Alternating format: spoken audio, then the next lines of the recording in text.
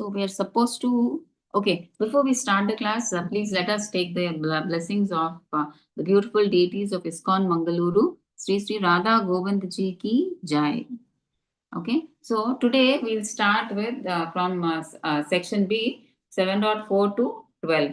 Okay, so knowing Krishna as the source of both the material and spiritual energies. So now in this chapter, the name of the chapter is Knowledge of the Absolute. So you'll know everything about the Lord, the knowledge of what God is, about his energies, about his potencies, everything we'll know about the material and the spiritual worlds, everything. Okay, so let's see what Krishna has to say about his energies in this 7.4 to 12.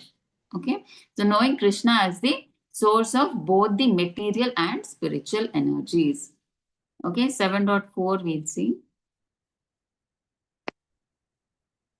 Okay.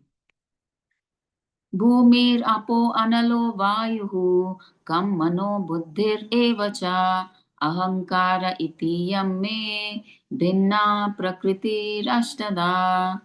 Earth, water, fire, air, ether, mind, intelligence, and false ego. All together, these 8 constitute my separated material energies.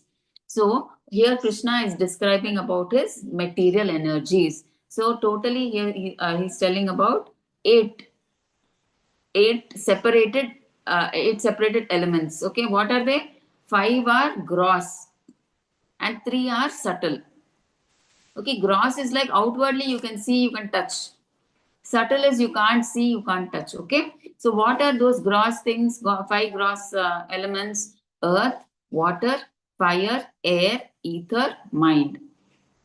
I'm sorry, not mind, sorry. Earth, water, fire, air, ether. Okay, so these are the 5 things that those are gross elements. And what are the subtle elements? That are 3: mind, intelligence, and false ego. So the whole material energy is based on these 8. Okay, so now let us see the next shloka. Okay, so apareyam itastu anyam prakritim vidhi me param jiva bhutam mahabaho yayedam dharyate jagat. Besides these, O mighty armed Arjuna, there is another superior energy of mind which comprises the living entities who are exploiting the resources of this material inferior nature. Okay, so now Krishna earlier he said about his material energies. Now he's talking about one more of his energy that is superior. Who are they? It is us, the living entities. Okay, so Krishna is saying, oh my Arjuna, there is another superior energy of mind. So what is that? Living entities. What are they doing? Who are exploiting the resources of this material inferior nature. So what is that exploiting? We'll see in the chart. So before that, we'll see this also, and then we'll go to the flow chart. Okay. Etat yonini bhutani sarvani iti upadharaya aham krishnasya jagata prabhava pralayastata. So here what is Krishna saying? All created beings have their source in these 2 natures.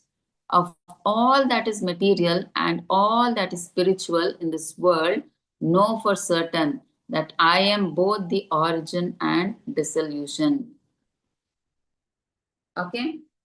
So here, okay, so Krishna is telling, so everything is dependent on him. Either the material world or the spiritual world are his energies. And everything is dependent, especially the Prakriti and the living entities. We should not think that when we are doing something, we are doing it by ourselves. Okay, so earlier we saw, right, in the earlier chapters, we are not the only doer. Prakriti and Super Soul is also there. Okay, so here Krishna is telling everything. See, the Prakriti does not manifest, does not do everything on its own. It does everything on my orders. So everything is controlled by me, it's maintained by me. And in the end, I destroy this material world. So everything, Krishna is he's the creator, he's the maintainer, he's the destroyer. Okay, of both of the material, not spiritual world. Spiritual world is never destroyed. So it is Sanatanam. Okay, so he's talking about especially the jivas and the prakriti. Okay, so the jiva or small soul, he may create a big skyscraper. Okay, a big factory, but he cannot be the cause of this big universe. Okay, so who is the cause of this big universe which is running so well? It is the big super soul. Okay, which is Kshirodakashayi Vishnu, who is an expansion of Krishna. Okay, so a big soul, and Krishna is talking about big soul and small soul. We are the small souls. We think we have invented an aeroplane, or we've invented a spacecraft, or we have invented a big skyscraper or a big factory. For that only we get so happy. We think we have achieved the end of the world. We are so great. We think that way. But what does the big soul do? Kshirodaka Sai Vishnu, what does he do? He is the cause of the whole universe, big universe. See, how is this universe running? Like how for our body, it runs only if the soul is there, right? If the soul is not there, our body is dead. There is no use to this body. Like that, this whole cosmic universe is actually dead. But how is it running? How is it functioning? How is it that the sun is rising at the same time? How is it that the moon is rising at the same time? How is it that we have all these four seasons at coming at the correct time? Summer, winter, autumn, spring, rainy season. How is it all these are coming properly? Okay, how is it that when a seed is planted, only that mango seed is planted, mango tree only comes? And how when a rose is planted, that rose, only that rose plant comes and it is red in color or pink in color. How is that colored? Everything determined. So for everything that runs in this universe, there is also a big super soul for that. Okay, so he is Shirodaka Sai Vishnu. But what is Krishna saying? But see, and Krishna is the cause of the big and small souls. So he is the creator of both the big and the small souls, right? Correct, right? He is the creator of us jivas, and he is the creator of Shirodaka Sai Vishnu. So Shirodaka Sai Vishnu is nothing but he's an expansion of Krishna, right? So he's telling that, okay. And Krishna is also saying he's the source of origin and dissolution. So material energy, Prakriti, they originate from him. Okay, it is his external energy. Prakriti is Krishna's external energy, and it is dissolved back into him at the time of cosmic manifestation. Okay, it is when the right time comes, it is destroyed and it again goes inside him. Okay, and everything in this creation, in this material creation, it depends on him, and he is the ultimate source. Okay, he's the sustainer. So Krishna is he's the source, he's the maintainer, he's the destroyer. So you should know that. Okay, so now let's see the flow chart. Okay, this is like you'll understand much better if you see this chart. So what did Krishna say in fourth shloka? He said earth, water, fire, air, ether, mind, intelligence and false ego are my separated energies. Okay, so now first we see from Krishna, see we have the material creation Prakriti. Okay, that is in black you can see. Okay, and how was this Prakriti created? By the plenary expansions. Who are these three plenary expansions? Mahavishnu, that is also, he is also called Karanodaka Sai Vishnu. And from Karanodaka Sai, he expands as Garbhodaka Sai Vishnu. And Garbhodaka Sai Vishnu again expands as Shirodaka Sai Vishnu. He is Paramatma. So what does Mahavishnu or Karanodaka Sai Vishnu do? He creates the material energy. That is the Mahat Tattva. What is Mahat Tattva? It is the total material creation. It's called the Mahat Tattva. Okay, so from when Vishnu is sleeping, from the Karana, on the Karana ocean, he breathes out. When he breathes out from his pores, millions and trillions of universes come out from his pores. Okay, so that is how the creation starts. Millions of universes come out of his pores in his one breathing. Okay, then what happens? Then Karanodakasai Vishnu expands as Garbhodakasai Vishnu. So Garbhodakasai, what he does into these number of millions of universe that come from the pores of Mahavishnu that are floating on the Karna ocean, he enters into them. Each Garbhodaka Sai Vishnu enters into each one universe. Okay, and he does the maintenance and everything inside that Garbhodaka Sai Vishnu. So this Garbhodaka Sai Vishnu is responsible for creating Brahma from his navel through the lotus flower. Brahma comes. So from Garbhodaka Sai Vishnu, Brahma takes birth. Okay, so this Garbhodaka Sai Vishnu, he enters into each universe. Okay, again this Garbhodaka Sai Vishnu, he expands into Sri Radha Sai Vishnu, and he goes into every atom in that particular universe. Every atom, every jiva, everywhere he enters as Sri Radha Sai Vishnu. So these three play the main part of this material creation. They do the creation, maintenance, and dissolution. Okay, and now next, what are they saying? You come down. Okay, so what is this material creation made up of? It is temporary. You see in purple. It is temporary, and all activities are directed by the three Vishnus. So we saw what the three Vishnus do. And what are the ingredients of the material world? Are separated energy of the Lord. Okay.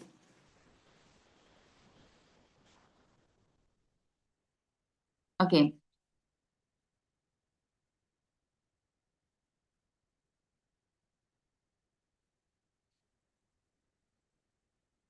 Okay. So these are this separated energy. The Prakriti is the separated energy of the Lord. And what are the ingredients of the material world? We said, right? 5 gross elements are there and 3 subtle elements are there. So what are the gross elements? We can see on the right: earth, water, fire, air, ether. So these are the 5 gross elements. And below, we can see subtle elements. What are they? Mind, intelligence, false ego. So together, these gross and subtle elements, you can see the red box, right? That is called Mahatattva. So that is the total material cosmic manifestation. Okay, so it is mainly this material creation is made up of Mahatattva, is made of these elements. Okay, so you come on to the right side. Those who do not know the science of Krishna, what do they think? They think that this material world is for enjoyment of living entities. Okay, so most of the people here in this material world are conditioned living entities who think that everything in this material world is meant for their enjoyment. So they try to enjoy everything, they do everything for their sense gratification. So they think they are themselves Purusha. Actually, Krishna is the Purusha. Okay. So they think that these living entities, we are like small Purusha. We also try to generally control in our house. So we try to control the children like that, right? Some people we try to control. We are mini Purushas, small Purushas, but actual big Purusha is Krishna. But what do the living entities think? They are Purusha, they are the cause. They think, they think, okay, the husband thinks, I am the controller, I am the cause, I am maintaining the family, I am the enjoyer. So they think like that. Okay, every person born in this material world, they think I am Purusha, I am the controller, I am the enjoyer. Okay, because they don't understand the science of Krishna. So, and they don't know all this whole actually this material world itself is created by Krishna. So they don't know that concept, that science. So because of not knowing that science, they think they are the enjoyers. They don't think Krishna is the enjoyer actually. And we should engage everything in this material world for his satisfaction. And we should use everything in this world, any sense object, anything for his satisfaction we have to use. But what do? We exploit the material nature. What do? We use everything for ourselves and we enjoy. And we get more and more attached to this material world. That's why it is said that we exploit this material world. Okay. So I think that will be sure. Okay, so you understood this part, right? So let's go to the next one. Next 5 to 6. So fifth one you see. So next in the next sloka of fifth one, what did Krishna say? Besides the inferior energy, Lord Krishna's superior energy are the living entities. So now he's talking about the living entities. So actually, what are Krishna's different energies and Shaktis we'll see in 5 below. What different 3 energies are there? Antarangika Shakti, Tatastha Shakti, Bahiranga Shakti. Okay, Antaranga means Antar means internal. Okay, Tatastha means marginal. So it can be either Antaranga or Bahiranga. So it's marginal. It can fluctuate. Okay, it can be either this side or it can be either on the material side or on the spiritual side. That is why Tatastha. Okay, Bahiranga means external. Bahir, it's external. Okay, and Antaranga, internal is the superior energy. Superior energy, and Tatastha, we living entities are also superior. Bahiranga, this external material world, is inferior energy. So that is what we saw in these 2 shlokas, right? The living entity is superior, and the material energy is and Prakriti are inferior. Okay, and Tatastha Shakti is the jivas or soul. The soul is called Tatastha because sometimes he is like he is more interested in Maya. Sometimes he is more interested in Krishna. So he's like marginal. He keeps fluctuating. That is why Jiva is called Tatastha. Okay. So in Bahiranga, Bahiranga external is the material world. So in the material world is made up of what? Gross and subtle. What is gross? Again, we saw earth, water, fire, air, ether. And subtle is what? Mind, intelligence, false ego. Right? And then the material world, see, who is the Jiva is exploiting material world in conditioned state. See, in conditioned state, why? Because he's conditioned. That is why he is in Maya.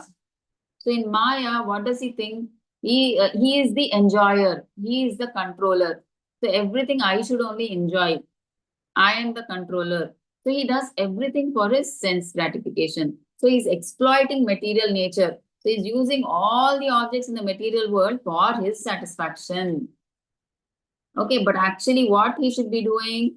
He should be using all the material objects for the satisfaction, engaging for the satisfaction of Krishna, engaging all those things in the seva of Krishna. And but because we are not doing that, we are getting more and more attached with. I mean, like when we try to enjoy our senses, we are getting more and more attached to this material world. So when you get more and more attached, so what do? You get karma, like you get whatever activities that you do in this material world, you're bound to get reactions. You either get good reactions or bad reactions. So because you get good or bad reactions, obviously you have to suffer or enjoy. So you have to again take birth and come back in this material world to suffer or enjoy those reactions. So like this, the cycle chain repeats, a cycle of birth and death repeats.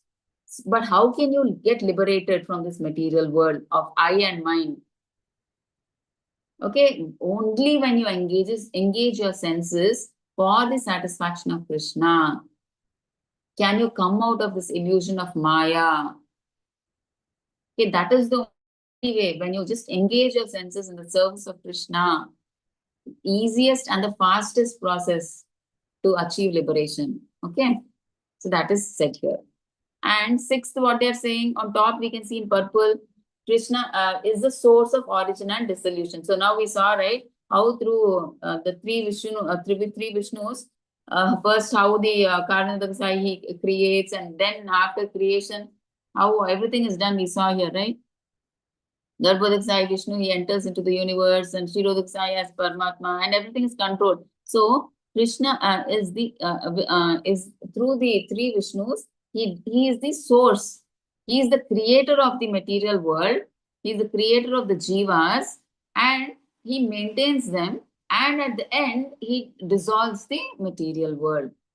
Okay, so everything, the material world and the jivas are totally dependent on him. See, we may think that we are independent.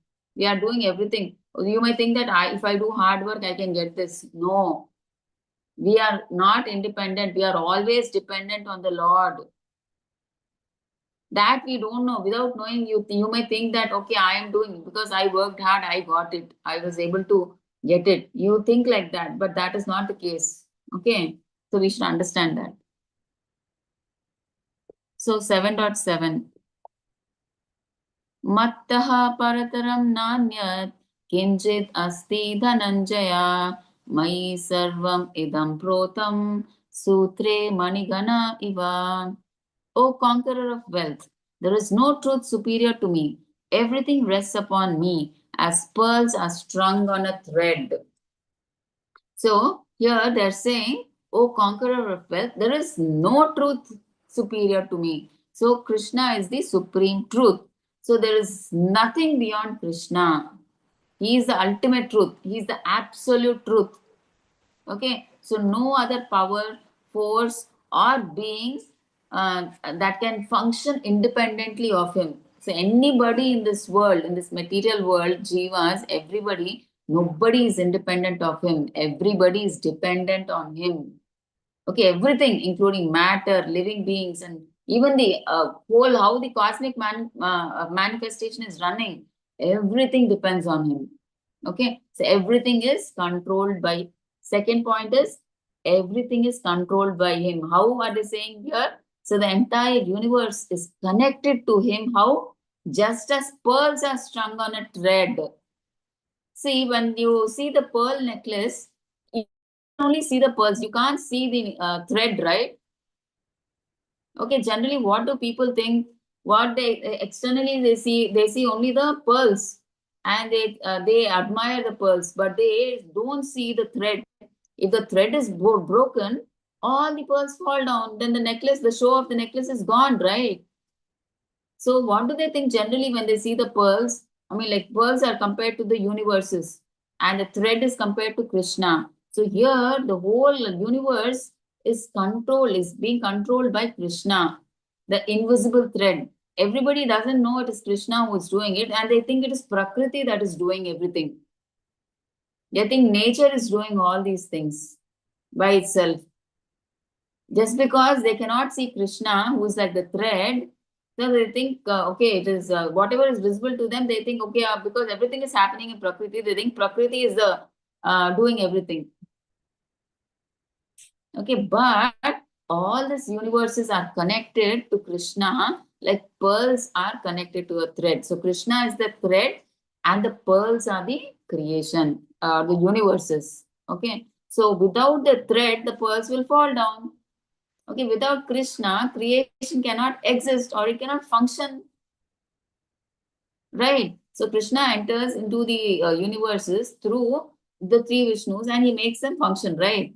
Otherwise, it's like a dead matter. Like if the soul is not there, our body is dead. Like that, the whole cosmic manifestation and Prakriti or Jivas, they are dead without the intervention of the super soul or the three Vishnus. Okay, so that is what is being said here. And next is dependence on the Supreme Lord. We know we all are, just as the pearls are held together by a single thread. So the pearls depend on the thread, right? So like that, all the living beings, material nature are held together by Krishna's will and arrangement. Okay. So, but earlier we spoke, right? Earlier when the living entity, he thinks that he's independent. Okay, he is never independent of Krishna. Okay, so Krishna is always directing the cosmic manifestation, the Prakriti, the Jivas, everybody. We are all dependent on Krishna. So, and Krishna is the real shelter. So, when we come to know that everything rests in Krishna, okay, till now we all don't know that Krishna is the highest absolute. He is the controller, he is the source, and he maintains and he destroys. So we don't know. So now that we know, when we come to know that everything rests in Krishna, we turn to him for protection and spiritual fulfillment rather than we depend on these material supports. Okay. Example, we can take of a puppet and a puppeteer. Okay, the puppets may seem to move. It may look like the puppet is moving by itself. Okay, as if it's moving independently by itself. But it is the string that the puppeteer is holding and moving it that is connecting the puppet. Similarly, the living beings are connected like that to the Lord. Okay, we are actually puppets in the hands of Lord. Okay. So finally, what is Krishna saying is, Krishna teaches Arjuna that nothing in the universe is independent or outside the control. So he is the Krishna is the ultimate shelter and he's the sustainer of everything. So when we know this truth, we turn from this material illusion and we turn to Krishna. Till that time, we are in Maya. We are doing everything for our sense gratification. We think we are the controller, we are Purusha. Okay, then when we come to know the greatness of Krishna, then we divert our attention to Krishna from Maya. So everything in this world is held together by his presence, just like pearls on a string. Okay. So now let's see 8.8 to 11. So these are all the different opulences of Krishna. So they are given in 8 to 11. We can see the shlokas later. I mean, like in the Bhagavad Gita as it is. So here, what is Krishna saying? I am the taste of water. So can we all drink sea water? No, right? Actually, the taste of water is pure, but sea water is like salty because that pure water is mixed with salt, so we cannot drink. So but when you drink that pure water, it quenches your thirst. That taste that when you drink water is Krishna. Okay, so that is Krishna's energy. So when you taste water, when you're thirsty and you drink water, you feel so much of satisfaction. Okay, so then you can remember, thank you, Krishna. So Krishna is the taste of water. And from light, he's the light of the moon and sun. So what is that? Where is that light coming from? It is the bodily effulgence of Krishna. The Brahma Jyoti that we say, right? Is the effulgence of bodily effulgence of the Lord. Okay, Om, Vedic mantras. So Om is the sound incarnation of Krishna. Okay, so in Vedic mantras, for every Swaha they use, right? Om they put before and they say the next mantra, right? And of sound, he's ether, and of ability, he's man. Of fragrance, he's earth. So when it rains, we get that smell, right? That is the fragrance of the earth. Okay, of heat and fire, of life, of all that lives his life, and all that see everything, original seed, everything, prowess, all powerful man, strength or strong. Here Krishna says strengthen the strong. We should not use our strength for wrong purposes. Because we are strong, we go on hitting everybody, not like that. We should help the weak people. Our strength should be used in a positive way. Okay, and sex life not contrary to religious principles.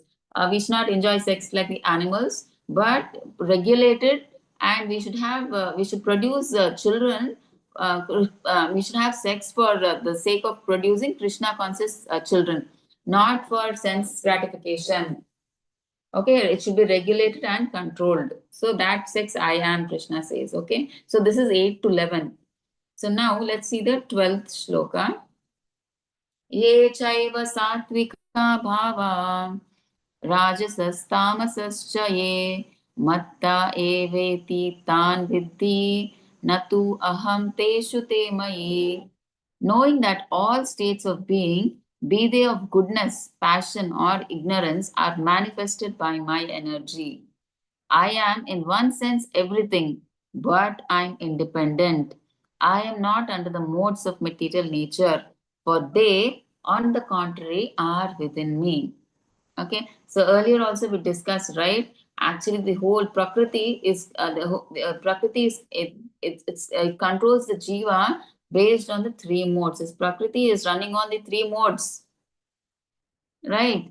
But here, what is Krishna saying? Though I have created these modes, you can see in the picture, right? See, though Krishna has created the three modes, he is above the three modes. He is Nirguna.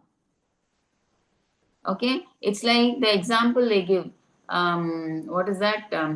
There is a lawmaker for every state. Okay, when a person commits a mistake, according to the law, that person is punished. But the king or the lawmaker of that state, the when he makes a, when he, I mean, like those rules are not applicable for him.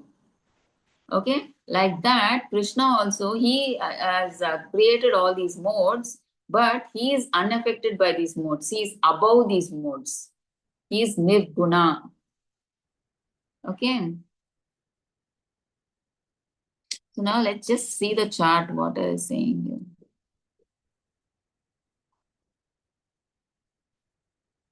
So you can see, right? So nirguna. So Krishna is the origin of the modes. He is the one who created the modes, but not within the modes. And therefore he is nirguna. So he is like, he is not, Krishna is not a material, right? Like us. So the modes are only for the people who are in this material world. Krishna is transcendental. He belongs to the spiritual world. So he is nirguna. He is above these three modes. Okay, he is not affected by the modes. So all material activities, see, are conducted under the three modes. So every person is, I mean, like every person in this living entity in the material world, he is controlled by these three modes. Okay, these modes emanate from the Supreme Lord, and he is not subordinate to them. Okay, so we know Krishna is transcendental. He is not material. So he is not affected by these modes. He is nirguna. Okay, what is the analogy we saw, right? The king and the lawmaker is not subject to the state laws. Okay, so this is 12. So now let's go to section C. The three modes are controlled by Krishna. So therefore surrender. So three modes is nothing but Maya, right? Maya, through Maya is a devotee of Krishna. So it is, Krishna says now that Maya is very, very difficult to overcome. You cannot overcome Maya by your own endeavor. The only process therefore is surrendering to Krishna. Surrender to me. Okay, that is the only process. There is no other way for you to get out of this material world through these three modes. Okay, so let's see how Krishna says all that. Okay. Okay. Ribhirguna mayir bhaver evihi sarvam idam jagat mohitam nabhijanati mam ebhyaha param avyayam. Deluded by the three modes, goodness, passion, and ignorance, the whole world does not know me, who am above the modes and inexhaustible. Okay, so deluded by,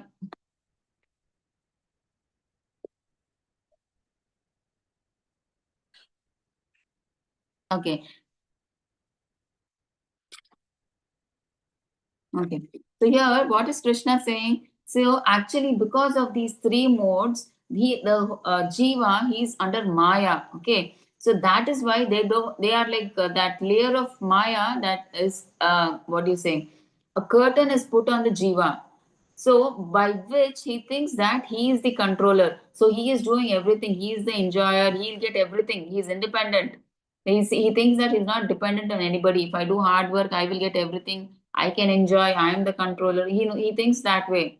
And in that sense gratification, he forgets Krishna. Okay, who is above these three modes? Okay, so in that Maya, he gets attached to all these sense objects, and he's so much into sense gratification that he forgets Krishna. Okay, he is so busy in satisfying his senses that he forgets that he's actually, what is his Swarupa? Jivera Swarupa hoy Krishnera Nityadas. He forgets that he's the servant of Krishna actually. Actually, all the things that are in this material world are to be utilized in his service, are to be utilized for the sense gratification of Krishna and not for himself. So because of Maya, he forgets Krishna. That's what they're saying. Deluded by the three modes, goodness, passion, and ignorance, the whole world does not know me, who am above the modes and inexhaustible. Okay? So now let's see 14. Daivihi esha gunamayi mama maya duratyaya mameva ye prapadyante mayam etam tarantite. This divine energy of mind, consisting of the three modes of material nature, is difficult to overcome. But those who have surrendered unto me can easily cross beyond it. Okay, So actually, I've heard in one lecture of Radhanath Maharaj, what he says is like, if this Maya is not just difficult to overcome, it is impossible. He says not difficult, it is impossible to overcome. Okay, so it is that difficult to overcome Maya. That Krishna, you can imagine if Krishna himself is saying this, so you can imagine how difficult it is to come out of the grips of Maya. So we all try to, we think artificially we can come out of the grip of Maya, but no, we cannot do it by ourselves.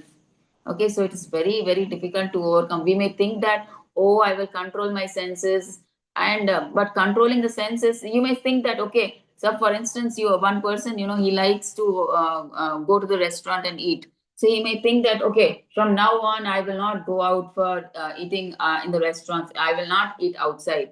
So how many days will this sustain? Is it practical? See, artificially controlling by yourself, is it possible? Maximum a week, 2 weeks, 3 weeks, 1 month. Beyond that, the senses will rebel. Then you will like even you think, oh, forget it, why all this? Let me go, and then you go again. So that is not possible. But what is Krishna saying? The remedy to that is how can you get out of these three modes? How can you come out of the sense gratification? Simply surrender to me. So, surrendering means use all your senses, mind in the service of the Lord. So, use all the material things, objects that are there in this material world in the service of Krishna. So, you don't have to do anything separate to control your senses and mind. They're all naturally controlled when they are engaged in the devotional service of the Lord. So, just surrender to the Lord. So you can see in the picture, right? Actually, this for us, this material world is like a big ocean. We are actually drowning in that ocean with all pains, miseries, sufferings, everything we are drowning. But when we take shelter of Krishna, how it becomes? It becomes that whole big ocean, it becomes like a calf's hoof print.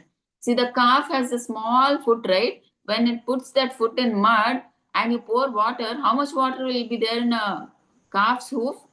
You don't even bother to see. You just cross off like that, right? It's so easy to cross. So that's how it becomes when you surrender to Krishna. You don't even know that you are crossing that this thing, ocean. It becomes so small for you. Okay, so Krishna says it is very, very difficult to overcome Maya, but only if you take shelter of me, surrender to me, can you easily cross Maya. That is the only solution. So 14, we will see here. See, Krishna explains how to get free from the modes. Okay. So Nitya eternally bound. Okay. So we are like bound already. We are conditioned souls. So for us, it is very difficult to overcome. Okay, because we are controlled by the Supreme Lord. We already earlier said, right? We are not independent. We are dependent on Krishna. Okay, and this material world is called divine energy. So Krishna says right here in 7.14, this divine energy of mind. So this material energy is called divine. Why? Because it is controlled by Krishna. Okay, it is everything happens by the will of Krishna. Okay, so material energy is called so because of divine connection and movement by divine will. Okay, and guna as rope. See, these three gunas, we are saying that this material energy is like the three gunas are like three ropes, and we are bound by those ropes. Okay, this Prakriti is running on these three modes, right? And the Jiva is controlled by these three modes. So we are tied up by these three ropes, and our hands and legs are tied up. So how can we untie ourselves? We cannot untie. So a person who is not bound by ropes only can untie us. Who is such a person? Only Krishna or his bona fide representative can rescue one. Okay, and devotional service can help one gain release. Okay, so that's what we said, right? By doing devotional service, can we be free from the modes of material nature? Okay, we engage all our senses, mind in the service of the Lord. Okay, Krishna, out of paternal affection for the, I don't know what is this LE, okay, can order his energies to release the conditioned soul. So, Krishna, if he's happy, if we try to engage our senses in the satisfaction of, for the satisfaction of Krishna, and if Krishna is pleased, he can ask Maya Devi, now, come on, leave him. He has passed all the tests. Now, leave him. He is free to come back to me now. So then Maya Devi leaves that soul and he happily goes back to Krishna. So, because everything is dependent on Krishna, now Krishna can tell Maya Devi, yeah, he has passed all the tests now. Maya Devi, you please leave him. So now you go to some other Jiva, you leave this Jiva. Okay, so then Maya Devi leaves that soul like that. So here you see, right, conditioned souls are Nitya Baddha. So we don't know from Nitya Baddha is like no one can trace out the history of being conditioned. So we don't know like from how much eternal time we are conditioned, how many millions, trillions of years maybe we are conditioned, we can't trace back. Okay, so but I mean like how to get out of this conditioned this thing, how to get liberated. Okay, so we can't get liberated by our own endeavor. So the only process they are saying here is easy by surrender. So we saw, right, we cannot control our mind and senses by artificially by ourselves. So only by surrender to Krishna can we get liberated. I mean from Maya. Okay, so how to get free from the clutches of Maya? What does Krishna say? Mam eva ye prapadyante. Mam, to me. Prapadyante. Okay, surrender to me. Only surrender to Krishna. Only Vishnu is the master of Maya. Okay, by surrendering, you can get out of the clutches of Maya. That is the only solution. Okay, now, Mataji, yeah, Hare Krishna. Please tell Ma. Mataji, LE means living entity. Oh, living entity, is it? Okay, okay. Fine. Yeah, perfect, Mataji. Thank you so much. Yeah. So you understood the concept, right, Mataji? Yes, Mataji. Yeah, yeah. Perfect, Mataji. Yeah. So let's go to the section D. In this section, we'll just discuss the first 15. Okay, this itself will take 10 to 15 minutes. So I thought for today, being Sunday, na, I just stop with this for today. Okay. Tomorrow, we'll try to complete 7. Okay. Okay, we'll see the 15th shloka. So here, actually, Krishna tells about the persons who surrender to Krishna and who don't surrender to Krishna.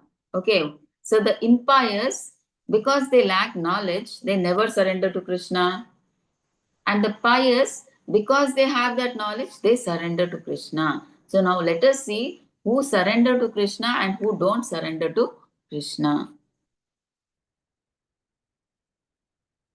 Okay.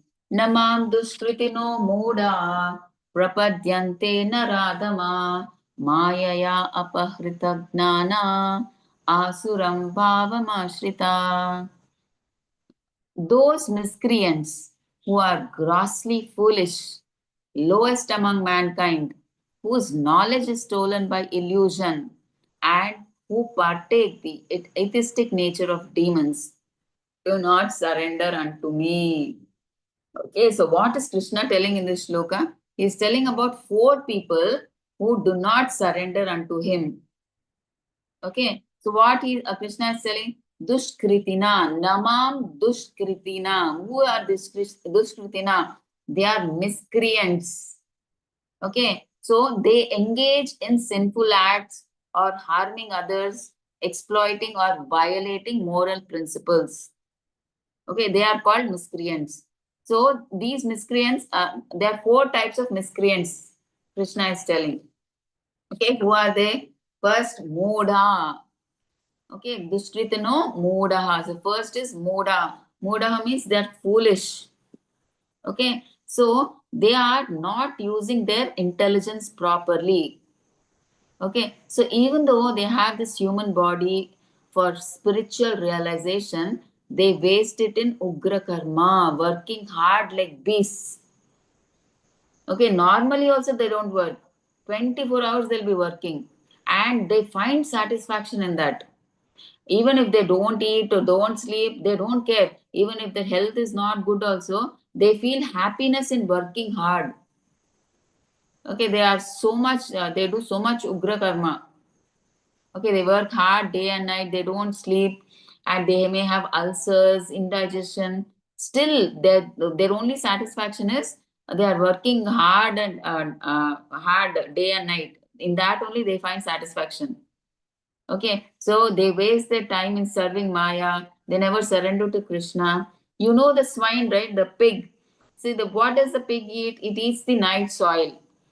But if you go and give it halwa, will it eat halwa? It will again go back and eat that night soil only. Similarly, these foolish people, they don't know the taste of spirituality. So they are so engrossed in this work, material work. They work like donkeys and asses. Okay, and they try to enjoy the fruits of their hard work. Okay, and they have so much they do hard work. When we ask them to come and here to the Bhagavatam or Bhagavad Gita class, they say, "Oh no, no, we can't. We're very busy." They don't come to they don't like to attend all these classes. They say we have no time, but to do hard work like asses and donkeys, they have time. But to come and listen to one lecture or know about the spiritual supreme personality of Godhead, they don't have time. Okay, but they don't have time to listen to this supreme personality of Godhead, who is actually the creator of this material universe in which he's working hard like an ass. Okay, so he is Muda. That's why he's called Muda. He's so engrossed in hard working that he forgets Krishna. So such kind of people, they don't surrender to Krishna. So next is Naradhama. Nara Adhama, the lowest among mankind. Okay, so we know that there are total of 84 lakh species. So out of 84 lakh species, we know 4 lakh are human species as present, right? So out of those 4 lakhs, mostly there are many who are mostly uncivilized out of those 4 lakh. And the civilized human beings are those who follow regulative principles. Civilized is like who are well mannered. They follow all the regulative principles of social, political, and religious life. Okay, so in these, those who follow social and political principles but not religious, they only follow social and political principles but not religious. They are called Naradamas. Okay, so they are the worst, most fallen among human beings. Okay, Prabhupada says, though they have this human body which is meant for spiritual advancement, they use it for material enjoyment. So that is why they are considered worse than animals. So they enjoy like animals. What do animals do? They eat, sleep, mate, defend. That's it. That's why they consider animals. Okay, so here that is why these people, because they don't try to gain spiritual knowledge. So, but they're still only comfortable with the sense gratification. They want to enjoy the fruits. So that's why they're worse than animals. Animals, they don't have that consciousness at all. So they are by birth, that's what they do. But humans, we have that knowledge. We can think, oh, why are we suffering? Why do we get old age? Why do I get disease? Why do I have pain and suffering? So, but we can think and we can get an answer to all these questions.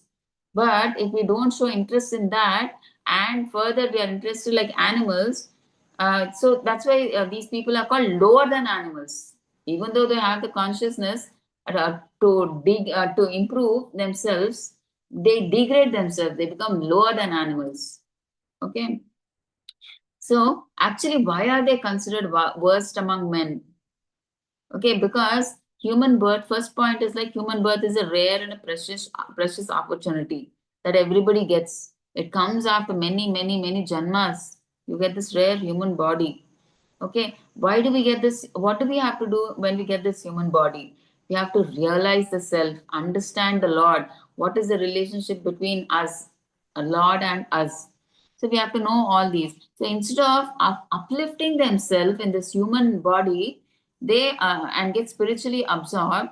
What do? They are absorbed in sense gratification like lust, greed, power, name, fame, and they get degraded. I mean, they go even more than and below than animal life.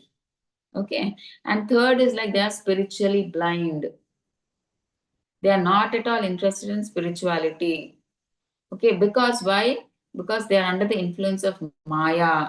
So they are not able to distinguish the between the what you say the temporary pleasure and the spiritual pleasure. They're not able to, because of that curtain of Maya.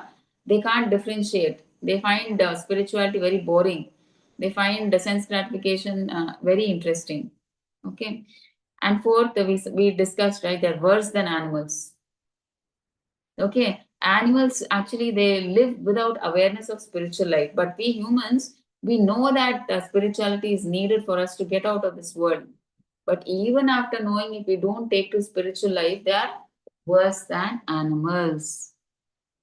Okay, and next they are hard-hearted. These people are hard-hearted. So when they get the opportunities actually for spiritual learning, they reject them out of arrogance, selfishness, and ignorance. When somebody goes to them and knocks the door and asks them to come for the spirituality, they are so arrogant because they are so comfortable in life. They think, oh my God, why do I need all this spiritual? They feel it's a headache. They're not interested. Okay, so these are such kind of people. Okay, Naradhama. And sorry, these are like what is that?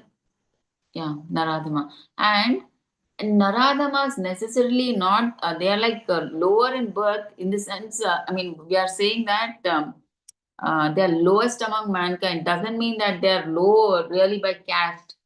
So it is like, it's not a matter of birth, but it is of consciousness. See, one can be born in a noble family, okay, and still be a Naradhama, because he may be born in a noble family, but since he's immersed in all these sense gratification, what is the use of him being born in a noble family?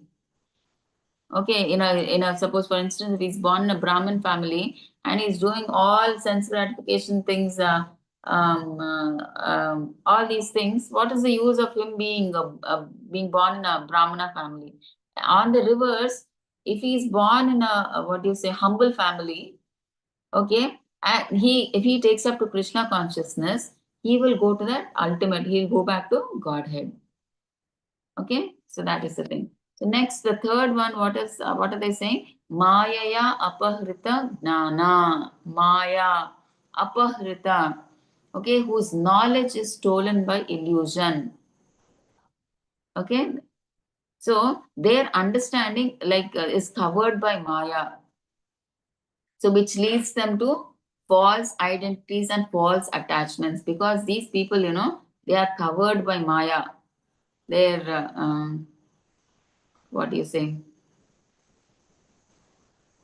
Their knowledge is covered by Maya. So in that Maya, they fail to understand. They get more attached to these material objects and everything. Okay, who are these people? They are mostly very learned fellows, like these great philosophers, poets, literatures, literati, all those scientists. So Maya misguides them. So the scientists, you all know, right, how they are scientists and these poets and philosophers. We know how they are. They don't believe in God. Even though they believe God, they want proof. Only they do research, and only if they do research, they believe all that. Okay, so that is why this Maya covers them so much that they don't believe in God. So such people also, they don't surrender to God unless they want to do some research. They get clarity, then only they believe in that. Until then, they don't belong. But because of that layer of Maya, their knowledge is covered. So they are under the satisfaction that okay, that's why these scientists, they in the material world they invent things to make our life more comfortable, and they think that they have achieved something. So they are more and more getting attached to these material things. They are not bothered about the about Krishna. Because of this layer of Maya, the knowledge is covered by Maya, so they are more attached to this material world and not, they forget about Krishna. So such people, They can't, and they what do these people think? Actually, these people, they think Krishna is also a normal human being like any other human being. In spite of telling them that Krishna is a supreme personality of Godhead, by showing them different examples, still they don't believe. They think that Krishna is some other human being just like us. So they are, since their knowledge is covered by Maya, they think Krishna is also. They think Krishna is not God. He is like an ordinary person like us. And that's why they don't surrender to Krishna. Okay. And what is the last one? Asuram Bhavam Ashrita. So they are of demonic nature. Wait, is that what you? Okay, they are demonic in nature. Okay, so these people, they are openly atheistic. Okay, they don't believe in God. What do some people say? Some people say that God cannot come to this material world. And what do some other people tell? That impersonal Brahman is the highest. So you see, many now, the upcoming many satsangs you see, where where they believe God is impersonal and doing this bhakti is lower. So what do they think? This personal form of Krishna is subordinate to impersonal Brahman. Okay. So I mean, like we should not because it's being on YouTube live. We should not mention the names of all these groups. You see now, 90% of them believe in this impersonal form of God. Nobody believes in the personal form of the Lord. They say God is energy, and in that energy, you can not, I mean, like you can imagine any person as God. Krishna as God, Ganesha as God, Shiva as God, Brahma as God, Durga as God, Saraswati, Lakshmi Devi as God. Anything they say, because God is impersonal. How much time can you and like can you put your mind on that impersonal, and there is no ananda, nothing, right? Even if you want to meditate, so that's why they say you take some form of the Lord. Anybody, any of the 36 crore you take, and you can, they are all gods. They say so. Anyone you take one God, you meditate, you will go back to God. That's what they say. Such persons are called demons. Okay. So, and even they are envious of God. Okay. And because they're envious of God, they give different reasons. So that's why they don't come to God. Okay. So such people also cannot surrender at the lotus feet of Krishna. So who are they? Muda, who are foolish, Naradama, lowest of mankind, Maya Apahrita Gnana, whose knowledge is covered by Maya. So that is third. And Asuram Bhavam Ashrita. So what demonic in nature, what atheistic in nature. Okay. So let's see here.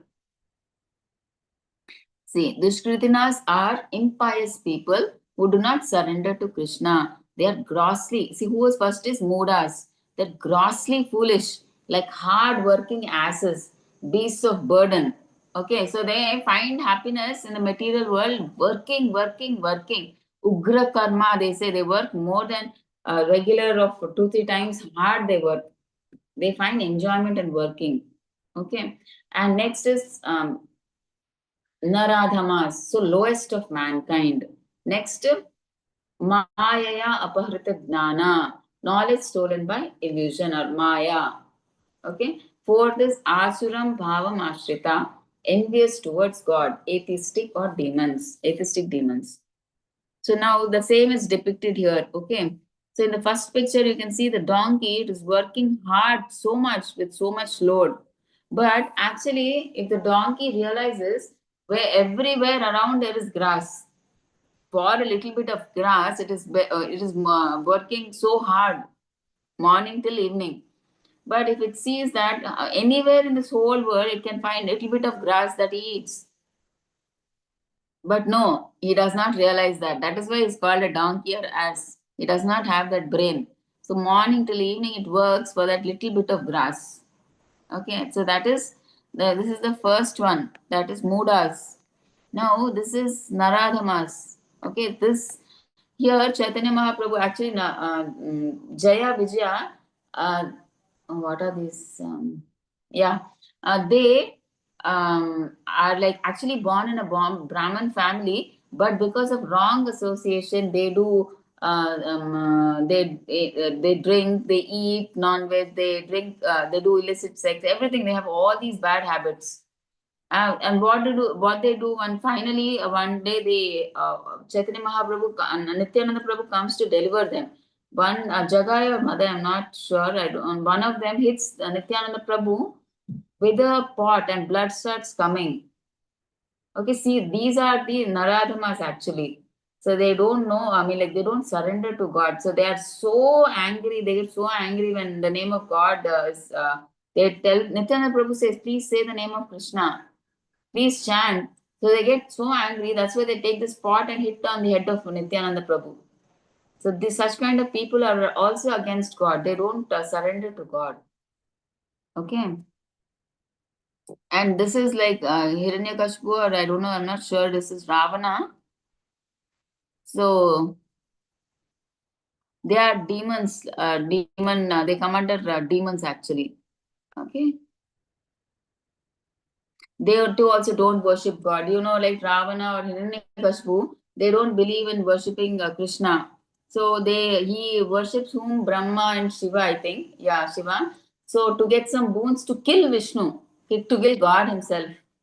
Okay, so they are atheistic. They don't believe in God and concept of God, and they think they think they themselves are God. Okay, he's so powerful. They think. Okay, so size 16 we'll see tomorrow. Till I think we have 25. I think 16 to 25. So we'll try to cover them tomorrow.